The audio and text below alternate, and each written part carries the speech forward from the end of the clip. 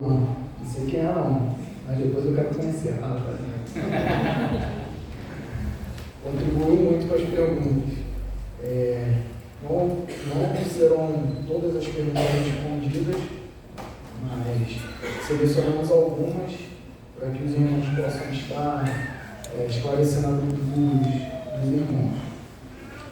Eu vou estar direcionando as perguntas ao irmão Silas e o Daniel Muxará vai estar direcionando ao Silas. Isso pode ser Paulo.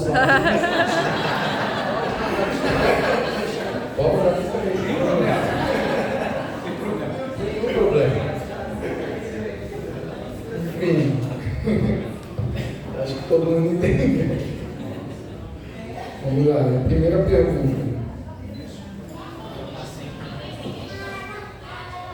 O irmão Silas: por que outras formas de religião não foram capazes de oferecer as condições para a formação da ciência moderna?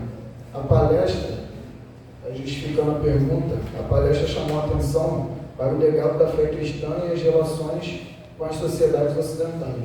Por isso, o motivo da pergunta. Muito boa pergunta, muito boa. Assim, a gente tem que entrar nesse assunto.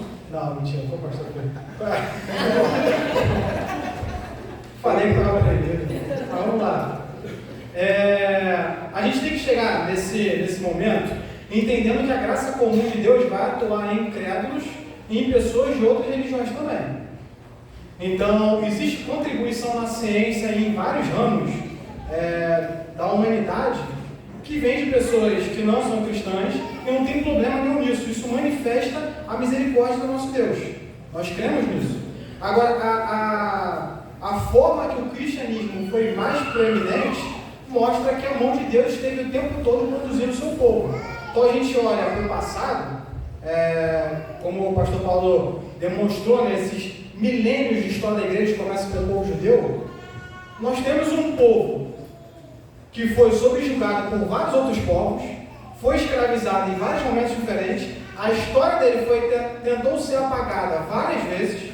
Todos os povos que eram contemporâneos dos judeus se perderam. Você não encontra hoje um filisteu, você não encontra hoje alguém dessa época. E em tudo isso, mostra que a perseverança de todo esse conhecimento foi da mão de Deus.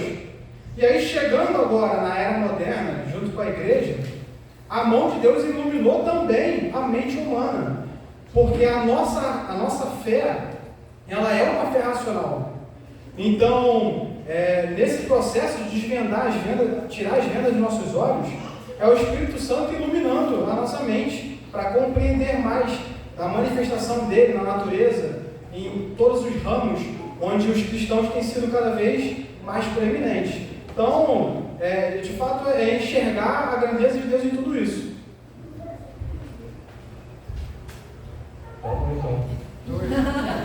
Passar aqui, quer concluir, pastor? Não?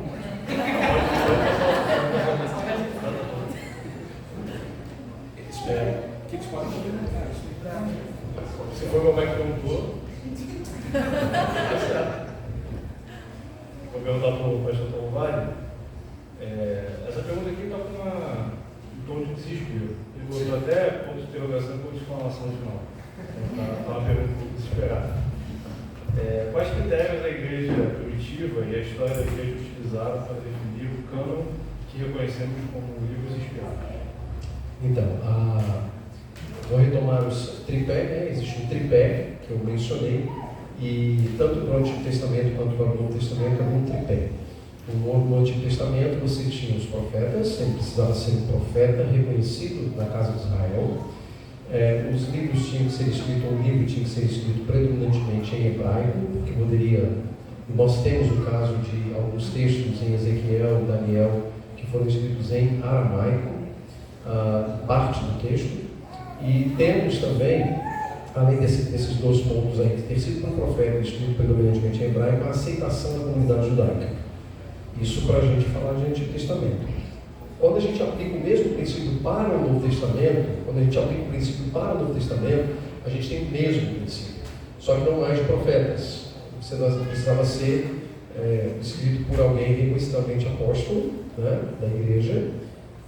Precisava ser escrito em grego, que era a língua franca da época, era a língua universal, vamos dizer assim, para a disseminação, inclusive, do Evangelho, e precisava ter uma ampla aceitação das comunidades cristãs primitivas, mas não só das comunidades cristãs primitivas, porque você tem o segundo século, você também tem o terceiro século. E é bem interessante que, se você pega a história da canonização no segundo, terceiro e quarto séculos, você vai encontrar ali alguns doutores da igreja, pais da igreja, que vão propor uma lista própria, né? Então você vai ter desde um Marcion, ou Marcião, ou Marcion, né?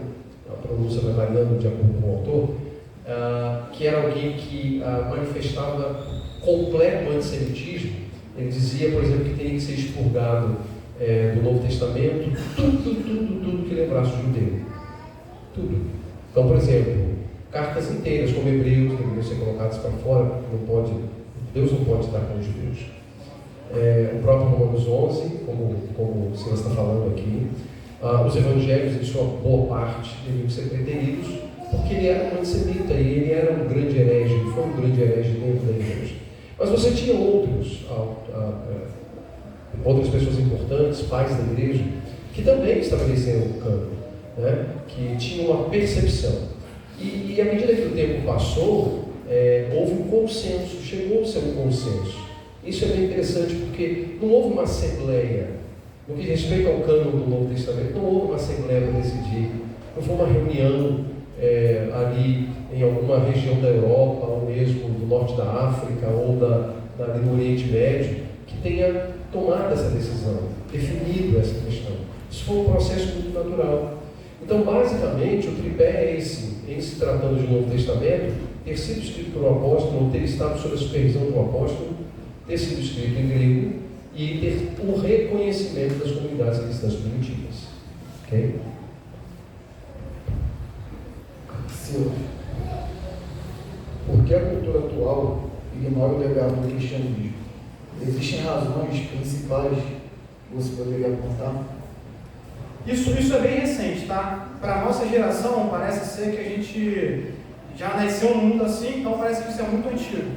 Mas essa negação de forma tão ávida, ao contrário ao cristianismo, é algo bem recente. Começa ali um pouco depois do iluminismo, depois alguns filósofos muito proeminentes, ateus, começam a atacar muito o cristianismo, mas tem algo interessante sobre isso. Se você for ler, por exemplo, Nietzsche, que quem não conhece aquele cara que falou aquela frase, Deus não está morto? Deus está morto, perdão. Deus não está morto é um filme, né? Deus está morto.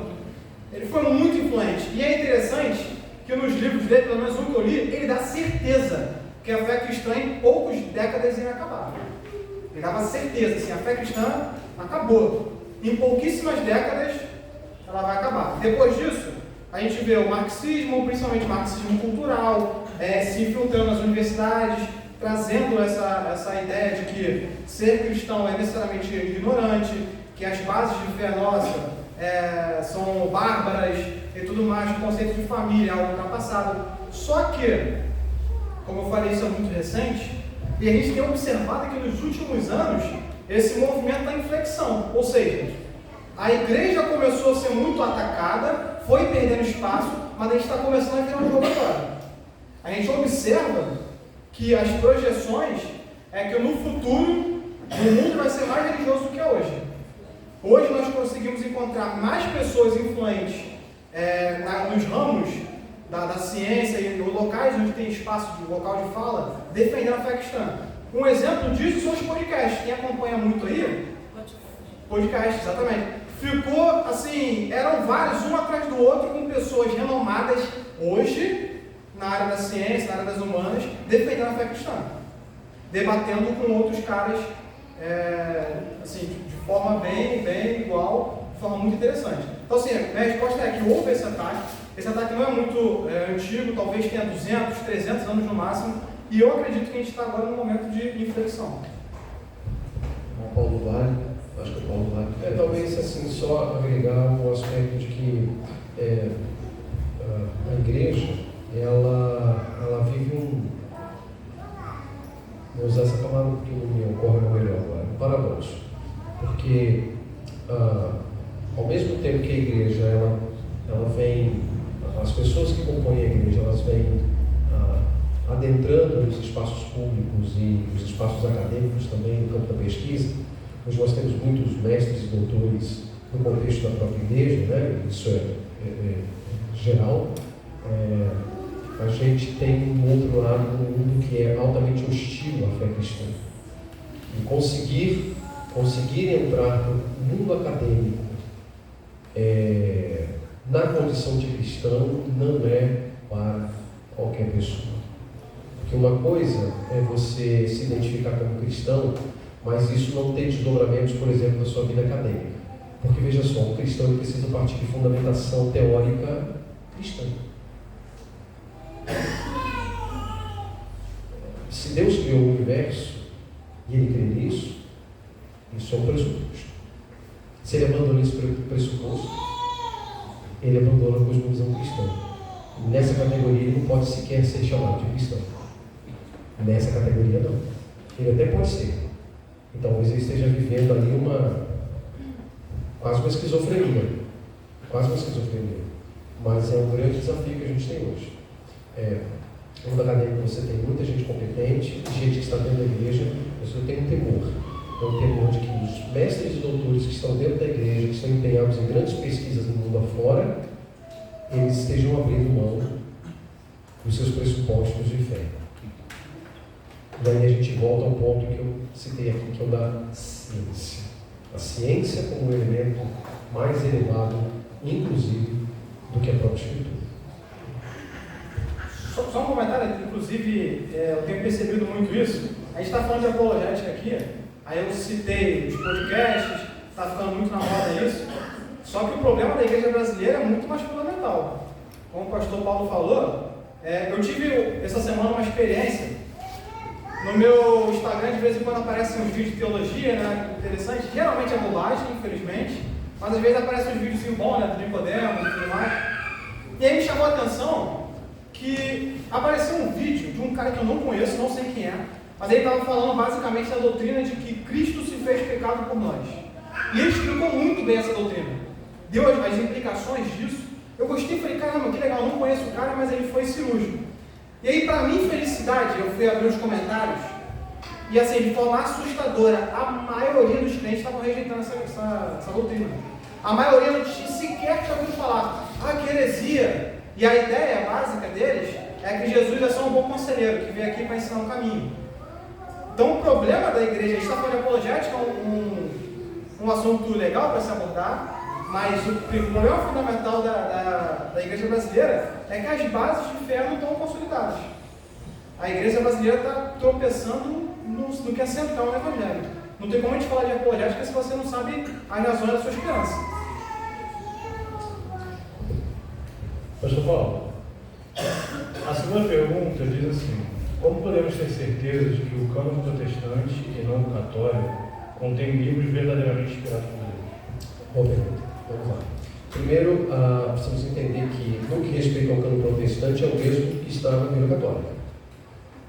Há 7 livros católicos que não estão no protestante.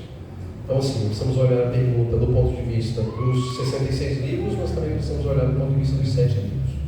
Com relação aos 66 livros, a minha resposta é um apelo para questões relacionadas à fé. Não me envergonho disso, não tenho nenhuma dificuldade com relação a isso. É uma questão de fé.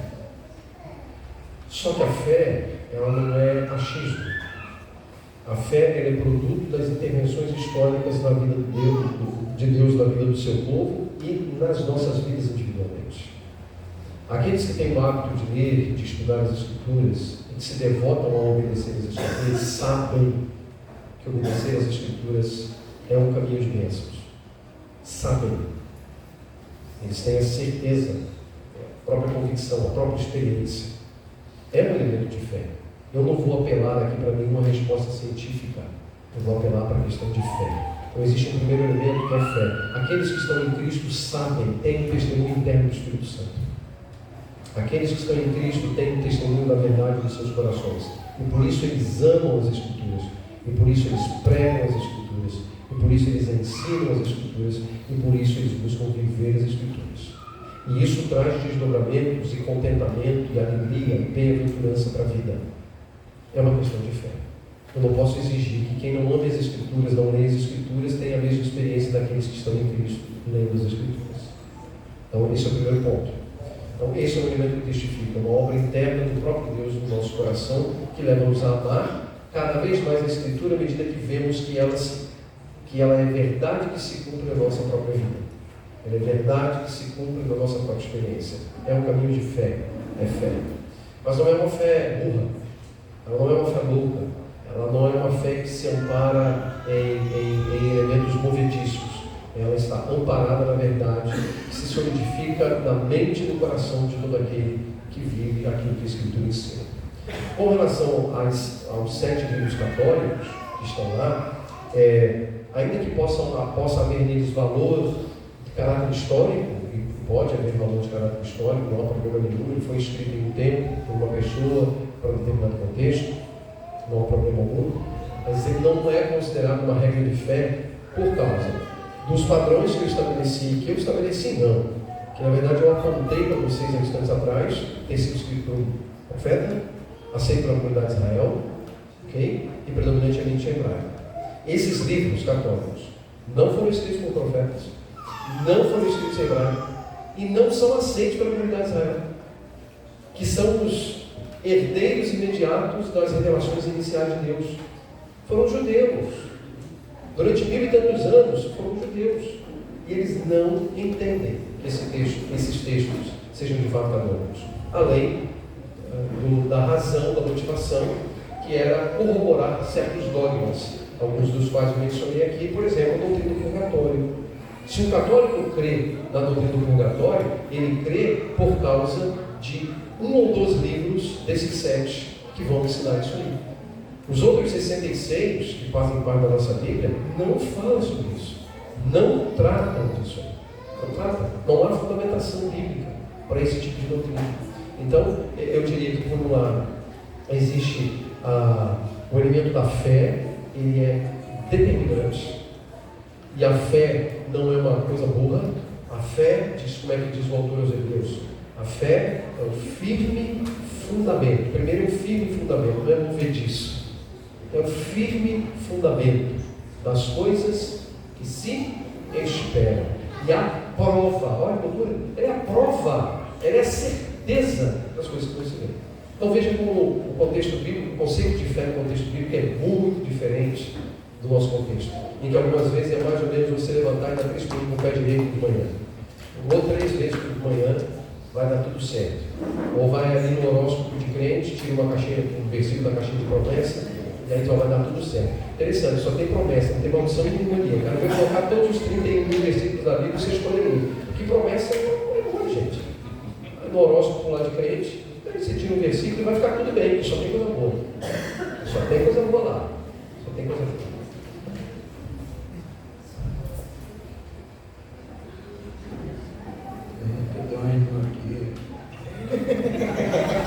Aí o irmão pega o versículo aleatório na lasilha, se enfocou, vai e passa uma cerveja. O problema é que não tem esse versículo lá.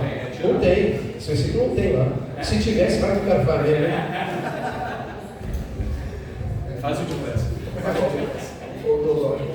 Não ficou doido, né?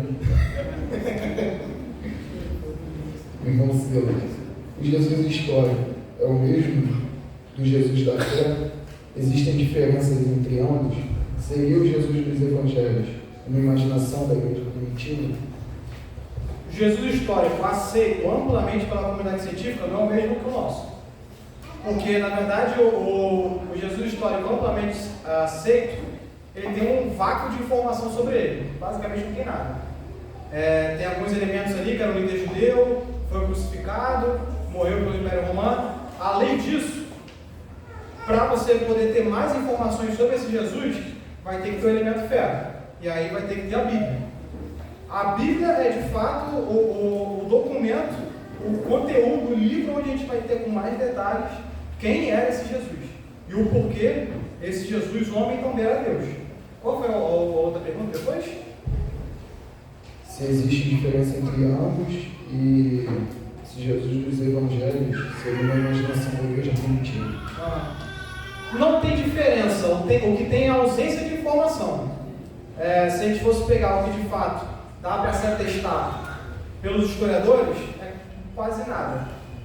E ser delírio dos crentes do primeiro século foi aquilo que eu abordei na primeira parte da palestra, né? Seria 20 mil pessoas delirando, pelo menos. Então, eu acho mais fácil ter fé de que esse Jesus foi um delírio do que o contrário, né? Você crê que de fato Jesus existiu, para mim é muito mais fácil do que o contrário. Deixar de acreditar em todas essas testemunhas. Exatamente. Eu acho que tem um outro ponto que também é importante. É o seguinte, gente, vocês param para pensar, por exemplo, o Antigo Testamento foi escrito quanto tempo antes de Cristo? Quanto tempo? No mínimo, a última obra a ser escrita vamos dar uns 400 anos. 400, 450 anos antes de Cristo. Tudo que se passa no Novo Testamento foi predito no Antigo. Ou isso é um delírio coletivo que começou lá atrás, não foi só nos dias de Jesus, ou tem que ser verdade. Ou tem que ser verdade. Porque tem textos que foram escritos 1000 anos antes de Cristo e que se cumprem em Cristo. Uma precisão de com precisão, com precisão. Gente, ou é um delírio coletivo de milênios, e aliás eu vou dizer para você que tem que ter mais fé do que a gente para acreditar nisso. Tem que ter mais fé. Para acreditar que foi um delírio coletivo de 1000 anos, o cara tem que ser, esse cara tem que tirar o chapéu dele, porque ele é crente mesmo. Porque para acreditar nisso, ele tem que ter mais fé que a gente, do que acreditar que Cristo é o Messias, que Jesus é o Messias, que Jesus é o Cristo, e que cumpre as profecias do Antigo Testamento. O meu pai falou uma coisa interessante que eu gravei assim, está participando muito daqui. Ele falava que ou Jesus era o maior esquizofrênico do mundo, ou ele era quem realmente dizia. Ou ele é o pior dos homens, mentiroso, porque se ele disse, se o que ele disse sobre ele não é verdade, ele não é nem homem bom. Pensa comigo, se o que ele disse sobre si não é verdade, ele não pode nem ser chamado de homem bom. Ele foi um salafrário da pior espécie. Porque se ele diz o que ele diz sobre ele e o que ele diz é mentira, ele não pode nem ser qualificado como profeta e bom. Não pode. Não há mínima possibilidade. Pastor Paulo, a próxima pergunta fala o seguinte. Eu achei que era Tem mais algumas aí. Eu estou suspeitando que eu sei quem fez também. Viu o modo operante da primeira? Por que Lutero considerava Tiago como uma epístola não inspirada? Aí, além disso, ele fala: existem movimentos na história da igreja que tentaram não concordar com a lista reconhecida pela igreja primitiva. Vamos lá. Só uma boa pergunta. Eu tenho que dar, de vez em quando, dando aula de Tiago no nosso seminário. Primeiro, a gente precisa entender qual foi o problema do Lutero. Lutero era um pecador. Né? E, conquanto ele tenha tido um papel extremamente importante na reforma protestante, nós reconhecemos o trabalho que ele fez, mas a gente não pode esquecer que ele era um pecador. E que tinha percepções equivocadas. E Lutero teve uma percepção equivocada por conta de uma contingência em relação à epístola de Tiago. Qual foi o problema? Lutero foi amplamente influenciado pela epístola aos Romanos e também pela epístola aos Gálatas. Duas epístolas que vão dizer categoricamente que a justificação é por meio da fé somente. Há uma exclusividade. E aí você tem lá depois na epístola de Tiago dizendo que a justificação não é só pela fé, não é somente pela fé, mas também pelas obras. E aí o que Lutero fez? Entre Paulo e Tiago, ele optou por Paulo, porque Romanos e Gálatas eram duas epístolas das mais importantes para ele e foram fundamentais no processo da reforma protestante. Mas qual foi o problema de Lutero? Lutero não considerou, aliás, ele considerou que Tiago estava na contramão ou era contraponto de Paulo, quando na verdade não era um contraponto de Paulo. Primeiro, quando Paulo fala de obras, que o homem não é justificado por obras da lei, Paulo diz isso em Romanos e também em Gálatas, são as únicas duas cartas que essa expressão aparece. Paulo não está falando das mesmas obras que Tiago está falando. São duas coisas diferentes. Uma coisa é obras da lei e outra coisa são obras. As obras de Tiago não são as mesmas obras da lei em Paulo. Então, essa é a primeira questão. Tá? E de fato, Paulo vai dizer que pelas obras da lei, ninguém é justificado. O que Paulo está combatendo ali? Paulo está combatendo judaizantes que estavam tentando impor aos gentios determinados emblemas, como circuncisão, leis dietéticas e guarda do sábado, como um meio de salvação. Aliás, depois você pode ver, o capítulo 15 de Atos vai dizer que havia passado por ali alguns homens que estavam ensinando que não é possível ser salvo sem a circuncisão. Eram judaizantes. Então Paulo está combatendo essa gente, dizendo: a circuncisão como obra da lei não justifica ninguém. Ninguém pode ser salvo pelas obras da lei, mas pela fé somente. Então Paulo luta contra os judaizantes. Tiago não está lidando com judaizantes. Tiago está lidando com pessoas que estavam fazendo das práticas de obras, pessoas que estavam abandonando as práticas das obras em detrimento da fé, dizendo: olha, eu creio e isso é suficiente, mas não mostrava fruto daquilo que a fé deles produzia. Não havia fruto. Então Tiago está resolvendo um outro problema. Outro detalhe importante: em Gálatas e Romanos, Paulo ele é grego no sentido de raciocínio. Paulo é grego, ele parte sempre da doutrina para a prática. Tiago é judeu, é da prática para a doutrina. Paulo não negou que o indivíduo salvo vai praticar boas obras. Ele nunca negou isso, ele nunca disse. E de fato, pela fé somente. Só que como é que eu evidencio essa fé somente? Qual é o fruto que de fato vai demonstrar que eu creio em Jesus? Aí eu leio o texto de Tiago, vai dizer lá, cuidando das pessoas pobres, os pobres que haviam na comunidade. Não adiantava você dizer assim, o Silas chegar para mim e falar assim: pastor, eu estou passando necessidade. Não, irmão, vai em paz, vai ficar tudo bem. Era isso que tinha gente fazendo lá. Não ajudava. E aí Tiago vai dizer assim: como é que você pode dizer que crê se você não pratica boas obras? Só que Lutero não entendeu isso. Lutero achou mesmo que obras da lei em Paulo eram as mesmas obras em Tiago. E aí o que ele faz? Ele vai dizer que a epístola de Tiago é uma epístola de palha, que se incendeia fácil. E aí ele não vai sequer pregar Tiago, ele não vai ensinar Tiago, ele vai dizer que esse livro tem que ser extirpado da Bíblia. Pecador. Cometeu um grande equívoco, mas graças a Deus nisso nós não ouvimos o tempo, porque Tiago é uma obra inspirada, fruto da revelação divina e uma bênção para a vida da Igreja de Cristo. Ok? Faltou uma pergunta? Sim, qual outra? Vou repetir. Existem movimentos na história da Igreja que tentaram não concordar com a lista reconhecida pela Igreja? Sim. Só que a gente vai encontrar isso predominantemente nos primeiros 4 e 5 séculos. Os primeiros 4 e 5 séculos da Igreja Cristã, que é o período que a gente chama de período patrício, você vai ter muitos autores, alguns pais da Igreja que vão negar certas obras, vão dizer que certas obras não deveriam ser canônicas, que havia uma certa desconfiança quanto à idoneidade da obra. Isso vai acontecer. Mas me parece que depois do século V, isso praticamente se solidifica. Aí você tem um evento à parte, que é o evento de Lutero, mas muito mais por causa da briga ali envolvendo a doutrina da justificação pela fé, e eu compreendo Lutero nesse aspecto, embora tenha falado dessa maneira aqui, ele de fato não compreendeu adequadamente, mas eu não julgo, não condeno, porque ele estava num contexto de luta, que eu não era o contexto que eu estou, ele precisava lidar com essas questões, mas fora isso a gente não vai ter tantos problemas mais. Talvez o método histórico-político vai colocar o questionamento de certas obras, ali a partir do século XVIII, mas isso é mentira. Né? Então, recentemente não temos tido tanto debate nisso.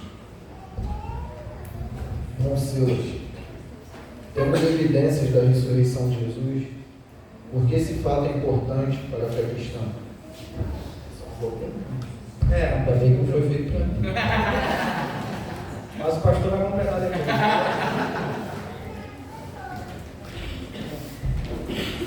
Olha só, em questões documentais, nós temos documentos falando tanto da crucificação de Jesus, tanto em fontes avessas ao cristianismo, quanto em versões cristãs. Com relação à ressuscitação, nós vamos ter só fontes cristãs falando disso. Aí alguns vão falar, então não é válido, né? É foi o que o pastor falou. É o elemento da fé que é primordial. No entanto, a pergunta que eu faço é o seguinte: e o corpo de Jesus, onde está?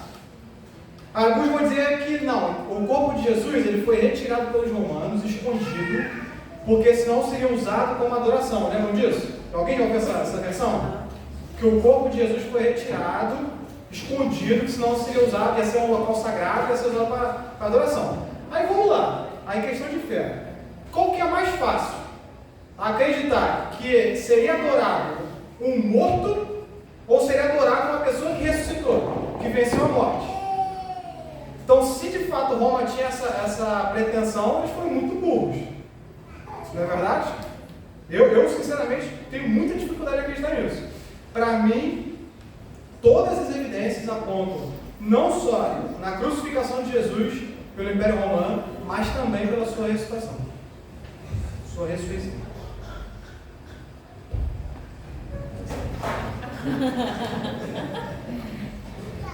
Pastor Paulo, a próxima pergunta diz o seguinte: há erros na Bíblia, tendo em vista que era um livro escrito por homens falhos e pecadores? Não há erros na Bíblia. Os homens são falhos e pecadores, mas, como eu disse, o controle da revelação e da inspiração pertence a Deus. Ele encaminhou todas as coisas. Mas é certo, você pode dizer assim, mas pastor, tem texto lá no Antigo Testamento que diz que o sol parou. Né? O que a gente sabe hoje? Que não foi o sol que parou. Se a terra gira em torno do sol, não foi o sol que parou foi a terra. Por que a Bíblia fala que foi o sol? Ok, meu irmão. Eu compreendo a sua preocupação com esse texto, mas lembre de uma coisa: aquele texto foi escrito há talvez 3.000 anos atrás. Ele não pensou na gente, não. Ele foi pensado para o contexto daquela geração e a cosmologia daquele povo. O que nós precisamos fazer é ter a consciência de que o texto foi escrito para eles e nós vamos fazer os ajustes adequados ao texto. A cosmologia é a cosmologia de 3.000 anos atrás, que a Terra, inclusive, era plana. O pessoal fica com a teoria da Terra plana ali, mas para eles, eu não estou nem entrando no mérito da questão, não. Para a cosmologia de 3.000 anos atrás, até menos, tá? A Terra era plana. A Terra era plana. A ideia lembra muito a ideia do Gênesis ali de Noé, que diz que abriu o quê? Quando teve o dilúvio? As janelas do céu. Qual era a mentalidade deles? Você tinha a terra e você tinha um domo sobre essa terra. A terra toda coberta. Essa era a mentalidade deles. E nesse domo estavam pendurados ali o sol, as estrelas, a lua e tal. E fora do domo é tudo água. Porque na criação é dito que é feita uma separação e o firmamento é o que separa a água das águas. Então, quando abriu a janela do céu, as águas que estavam fora entraram e inundou toda a terra. As janelas do céu. Essa era a mentalidade deles. Nós precisamos respeitar essa mentalidade na medida que a gente lê o texto bíblico. Então não há erros. O que há são pessoas que pegam a mentalidade de um homem e de uma mulher do século XXI e vai impregnar o texto com a mentalidade do século XXI, ignorando a mentalidade que a gente escreveu há 3.000 anos atrás.